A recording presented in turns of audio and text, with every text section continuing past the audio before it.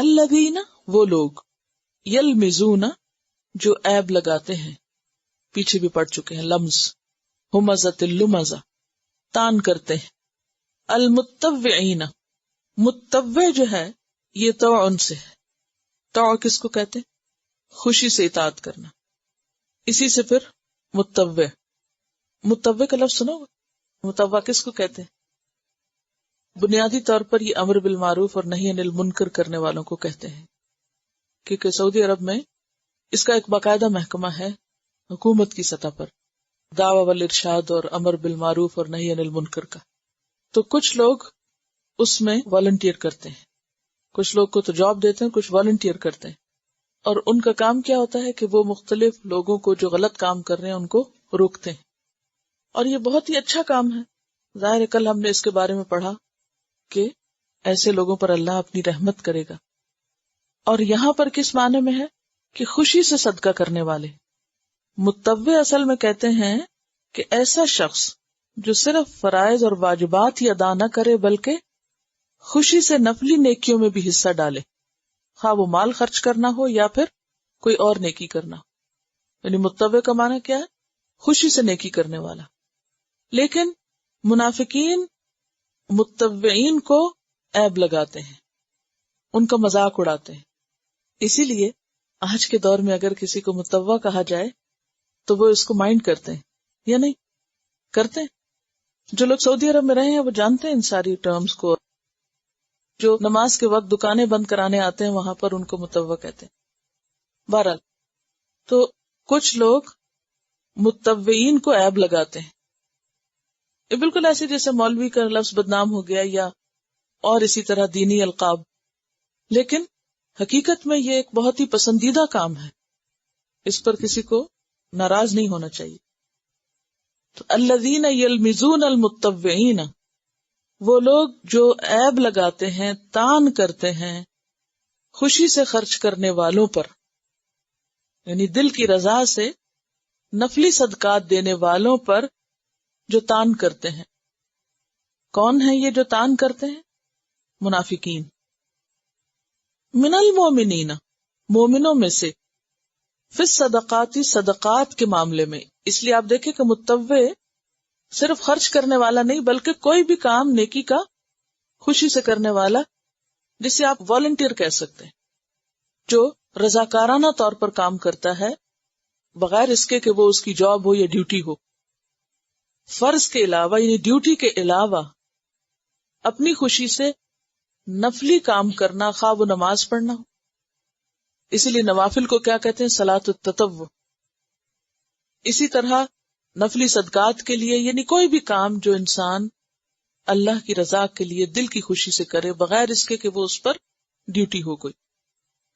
اور یہاں متوعین فی الصدقات، یعنی صدقات کے معاملے میں جو لوگ خوشی سے خرچ کرتے ہیں ان پر یہ منافق تان کرتے ہیں، ان کا یہ مذاق اڑاتے ہیں۔ والذین اور ان لوگوں کا بھی اڑاتے ہیں، لا یجدون نہیں وہ پاتے، الا مگر، جہدہم اپنی جہد۔ جہد کس کو کہتے ہیں؟ کوشش کو، پوری کوشش کرنے کو جہد کہتے ہیں۔ محنت، طاقت، یعنی محنت مزدوری کرنے والے، جن کے پاس ہے کچھ نہیں، محنت مزدوری کر کے جو کماتے ہیں۔ نہیں وہ پاتے مگر اپنی جہد، یعنی ان کے پاس اور کچھ نہیں مگر یہ کہ اپنی جسمانی سروسز یا محنت مشقت سے کی ہوئی کمائی میں سے کچھ صدقہ خیرات، بس وہی کر سکتے ہیں، یعنی ہینڈ ٹو ماؤتھ لوگ ہیں، کچھ زیادہ نہیں ہے ان کے پاس۔ تو یہ منافق کیا کرتے ہیں؟ فَيَسْخَرُونَ مِنْهُمْ یہ ان کا مذاق اڑاتے ہیں، تمسخر کرتے ہیں۔ سخر اللہ منہم اللہ ان کا مذاق اڑاتا ہے۔ یہ بالکل اسی طرح جیسے پیچھے آپ پڑھ چکے ہیں، اللہ یستہزئ بہم، اور یہ کیا اصول ہے؟ مشاکلہ۔ مشاکلہ اصل میں با مفعلہ ہوتا ہے، باہم ملتا جلتا، یعنی باہمی مقابلے پر کوئی چیز ہونا، یعنی ایک دوسرے سے ملتے جلتے ہونا۔ تو یہ مقابلتاً بات کی گئی ہے نا، فَيَسْخَرُونَ مِنْهُمْ سَخِرَ اللَّهُ مِنْهُمْ، یعنی ان کے مقابلے میں ان کے ساتھ ویسا ہی کیا جا رہا ہے۔ تو اللہ تعالیٰ نے ان سے مذاق کیا یا اللہ ان سے مذاق کرے گا؟ وَلَهُمْ عَذَابٌ أَلِيمٌ، اور ان کے لیے دردناک عذاب ہے۔ غزوہ تبوک کے موقع پر جیسا کہ آپ جانتے ہیں کہ بہت بڑا لشکر بہت دور کے سفر پر بہت مشکل حالات میں جا رہا تھا، اسی لیے اس کو جیش الاسرہ بھی کہا گیا، یعنی مشقت والا لشکر۔ تو اس موقع پر آپ صلی اللہ علیہ وسلم نے صحابہ کرام کو فی سبیل اللہ مال خرچ کرنے پر ابھارا۔ اس میں کچھ لوگ تو بہت زیادہ سامان لے کر آئے، جن میں حضرت ابو بکر، حضرت عمر، حضرت عثمان بن عفان اور حضرت عبد الرحمن بن عوف۔ حضرت عبد الرحمن بن عوف جو تھے وہ 4000 درہم لائے تھے، ان کے پاس 8000 تھے، تو آپ نے جب صدقے کے لیے کہا تو انہوں نے آدھا مال یعنی 4000 اللہ کے راستے میں دیے۔ جو آپ نے دیا اور اس کے لیے قبولیت کی دعا کی اور کہا جو پیچھے اللہ اس میں برکت ڈالے۔ اور کہتے ہیں کہ حضرت عبد الرحمن بن عوف کے مال میں اتنی برکت تھی کہ جب وہ فوت ہوئے تو ان کی 2 بیویاں تھیں، اور ان کے لیے جو 8واں حصہ تھا اس کے نصف میں 80,000 درہم ایک بیوی کے حصے میں آئے تھے۔ تو آپ خود سوچیں کہ باقی بچوں کے اور دیگر یعنی صرف ایک بیوی کا جو 8واں تھا اور 8ویں کا بھی آدھا، اس میں 80,000 درہم تھے۔ اور کہتے ہیں کہ سونے کے اتنے ٹکڑے تھے ان کے پیچھے جو بچے تھے کہ باقاعدہ کلہاڑیوں سے کاٹ کاٹ کے تقسیم کیے گئے تھے، اور یہ کہا کرتے تھے یہ اس دعا کا نتیجہ ہے جو آپ نے مجھے میرے مال میں برکت کے لیے دی تھی، اور واقعی بہت برکت ہوئی تھی۔ تو انہوں نے اس موقع پر بہت خرچ کیا۔ پھر ایک اور صحابی تھے جن کا نام عاصم بن عدی ہے، وہ 70 وسق کھجور لائے تھے۔ ایک اور صحابی تھے جن کا نام ابو عقیل تھا، جو ساری رات ایک یہودی کا کنواں چلا کے اس کا کھیت سینچتے رہے، یعنی پانی دیتے رہے، اور اس پر انہیں جو کچھ ملا 1 صاع کھجور جو تھی وہ لے کر آپ صلی اللہ علیہ وسلم کے پاس آئے۔ اب ان منافقین کا حال یہ تھا کہ متبعین پر بھی تان کرتے کہ یہ بڑے ریاکار لوگ ہیں، اتنا اتنا مال دے رہے ہیں دکھانے کو، اپنا نام بنانے کو، اور ان کا بھی مذاق اڑاتے جو صرف 1 صاع لے کر آئے، یہ جن کے پاس اور کچھ بھی نہیں تھا مگر یہ کہ اپنی محنت مزدوری کا کیا ہوا تھوڑا بہت، یا کچھ بھی نہیں تھا وہ صرف اپنی جانیں لے کے حاضر ہو گئے تھے کہ ہم حاضر ہیں، ہمیں لے چلیے۔ تو یہ دونوں طرف سے ہر ایک کو مذاق کرتے۔ مذاق کا نقصان کیا ہوتا ہے؟ کوئی کام کر رہا ہو، سوچئے کہ آپ نے گھر میں کسی بچے کو کوئی کام دیا اور وہ خوب جان لگا کے کر رہا ہے، اور دوسرا آتا ہے وہ کہتے ہیں واہ بھائی آج تو تم بڑا کمال کر رہے ہو، تو وہ اسی وقت چھوڑ کے بیٹھ جاتا ہے، اس نے میرا مذاق اڑایا اس لیے میں نہیں اب مزید کر رہا۔ اسی طرح اگر کسی کے پاس کوئی تھوڑی چیز ہے دینے کے لیے تو بعض اوقات وہ کس لیے نہیں دیتا؟ شرم کے مارے کہ لوگ کیا کہیں گے، اس سے بہتر ہے دوں ہی نہ، روک لیتا ہے نا۔ تو یہ دونوں حالتیں ایسی ہوتی ہیں کہ جن میں دوسرے کا مذاق اڑایا جا سکتا ہے۔ تو منافقین اہل ایمان کو کسی حال میں نہیں چھوڑ رہے تھے، نہ زیادہ دینے والوں کو نہ کم دینے والوں کو۔ مقصد ان کا کیا تھا کہ ہم تو نہ دے رہے ہیں نہ جا رہے ہیں، یہ جو جانے والے ہیں اور دینے والے ہیں یہ بھی نہ جائیں۔ ان کو بھی روک رہے تھے۔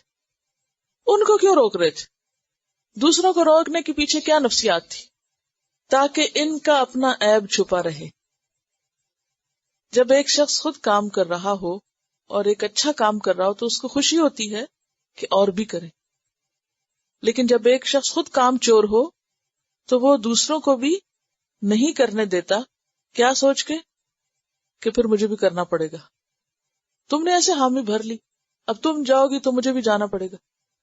تو بہتر تھا کہ تم بھی کوئی بہانہ کر دیتے اور ہماری بھی جان چھوٹ جاتی۔ تو یہاں پر منافقین کے اسی پول کو کھولا جا رہا ہے کہ وہ دراصل کسی حال میں نہ خود دین کے لیے کچھ کرتے ہیں اور نہ کسی دوسرے کو کرنے دیتے ہیں، اور روکنے کا ایک طریقہ پیچھے ہم بارہا پڑھ چکے ہیں، یصدون عن سبیل اللہ، کہ وہ اللہ کے راستے سے روکتے ہیں۔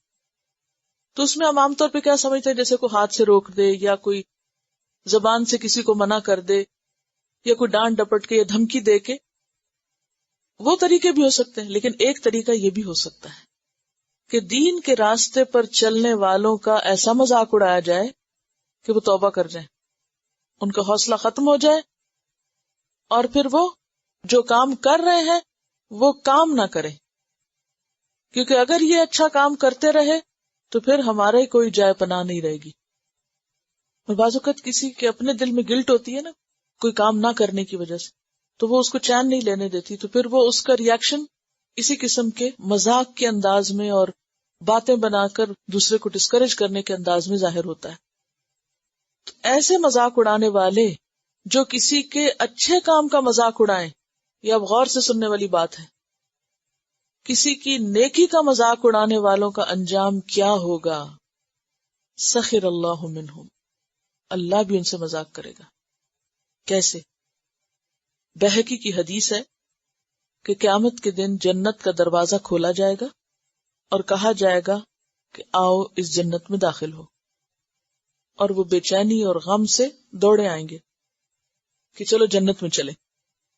وہ داخل ہونے ہی والے ہوں گے کہ دروازہ بند کر دیا جائے گا، پھر انہیں دوسرے دروازے سے بلایا جائے گا، اچھا وہ بند ہو گیا، ادھر سے آ جاؤ، بھاگے بھاگے وہاں پہنچیں گے، اندر جانے ہی لگیں گے کہ وہ بھی بند ہو جائے گا، پھر ایک اور دروازے سے، اور ان کے ساتھ یہ مذاق کیا جاتا رہے گا حتیٰ کہ یہ اتنے مایوس ہو جائیں گے کہ پھر جب ان کو بلایا بھی جائے گا تو یہ جائیں گے نہیں، رک جائیں گے۔